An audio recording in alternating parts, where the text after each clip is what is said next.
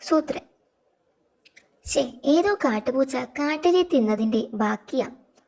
ദാ ഇവിടെ ഒരു മുട്ടത്തോട്, ഇതും ആരോ തിന്നതിന്റെ ബാക്കിയാ. നമ്മുടെ കാടിന്റെ ഒരു കാര്യം അല്ലേ ശരു? ശരിയാ, എല്ലാവർക്കും തിന്നാൻ കിട്ടുന്നുണ്ട്. അതല്ലടോ, ഭയങ്കര വൃത്തികേടാണെന്നാ പറഞ്ഞത്. കാടെപ്പോഴും ക്ലീൻ ആയിരിക്കണം, അതിനെന്താ വഴി? എല്ലും മുട്ടത്തോടുമൊക്കെ തിന്നണമെന്ന് എല്ലാവരോടും പറഞ്ഞാലോ? അതല്ല, പല സ്ഥലത്തും കുഴിയുണ്ടാക്കണം. വൃത്തികേടെല്ലാം കുഴിയിലിടണം. കുഴിയുണ്ടാക്കാൻ ആരെയെങ്കിലും ഏൽപ്പിക്കാം. ആകെ 10-12 കുഴി വേണം. എന്നാ പിന്നെ പണി തുടങ്ങിയേക്കാം.